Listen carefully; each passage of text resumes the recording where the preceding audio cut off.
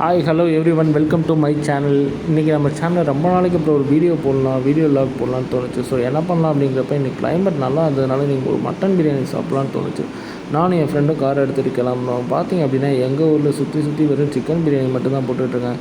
So பக்கத்து ஊரான பரமக்குடிக்கு போய் அங்கேயே ஒரு சென்னை ரெஸ்டாரண்ட்னு ஒரு ஹோட்டல் திறந்துருக்காங்கன்னு கூகுளில் பார்த்தோம். ஸோ அதை பார்த்துட்டு அங்கேயே பிரியாணி இருக்கான்னு ஃபோன் பண்ணி கேட்டோம். மட்டன் பிரியாணி அவைலபிள்னு சொன்னாங்க. ஸோ சாப்பிட்லான்னு ரொம்ப எக்ஸைட்டடாக போயிட்டுருந்தோம். போனதுலேருந்து பார்த்திங்கன்னா பரமக்குடியில் என்ட்ரு ஆகும்போது மழை பயங்கரமாக ஊற்றுச்சு. ஒரு வழியாக டிராஃபிக்லாம் சமாளித்து போயிட்டுருந்தோம். போய் பார்த்தோம் அப்படின்னா ஆசைப்பட்ட மாதிரி சாப்பிட்லாம் அப்படின்னு செம்ம பசியோடு நாங்களும் அந்த இடத்த நெருங்கிட்டு இருந்தோம். இந்த இடத்துல பார்த்திங்க அப்படின்னா இதுதான் வந்து ரயில்வே ஸ்டேஷன், பரமக்குடி ரயில்வே ஸ்டேஷனுக்கு போகிற ரூட்டு. ஸோ இங்கே தான் ஒரு ஃபேமஸான பேக்கரி கதிர் ஸ்வீட்ஸ்னு சொல்லிட்டு இருக்குது. அதுக்கு பக்கத்தில் தான் சென்னை ரெஸ்டாரண்ட் இருக்குது.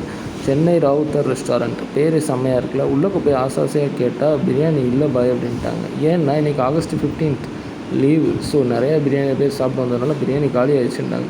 அங்கேருந்து ஒரே ஏமாற்றத்தோடு கிளம்பி அப்படியே வேறு எங்கேயாவது சாப்பிட போகலான்னு பார்த்தா வேறு எங்கேயுமே மட்டன் பிரியாணி கிடைக்கல பரமக்குடிலையும்.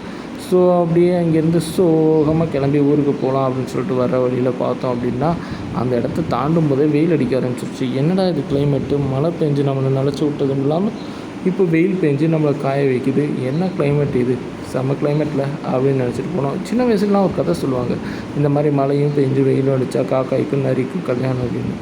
செம்ம ஃபன்னியாக இருக்குல்ல அதெல்லாம் கேட்குறப்ப. இப்போ இந்த ஊரில் நரியும் கிடையாது, காக்கா அங்கங்கே பஞ்சத்தில் அடிப்பட மாதிரி காக்கா. ஐயோ அந்த பஞ்சாயத்தே வேணாம், வாங்க அப்படியே போயிடும்.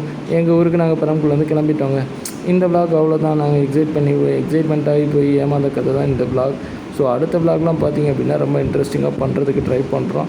ஸோ இந்த விளாக் உங்களுக்கு பிடிச்சிருந்துச்சி, நல்லா இருந்துச்சு, பார்த்த இடங்கள்லாம் ஓகே அப்படின்னு தோணுச்சு அப்படின்னா எங்களோட முயற்சிக்காக ஒரு லைக் பண்ணுங்கள், சேனலை சப்ஸ்கிரைப் பண்ணிக்கோங்க. இனி அடுத்தடுத்த வீடியோ விளாக்ஸ்லாம் நல்லா சூப்பராக கொடுக்க ட்ரை பண்ணுறோம்.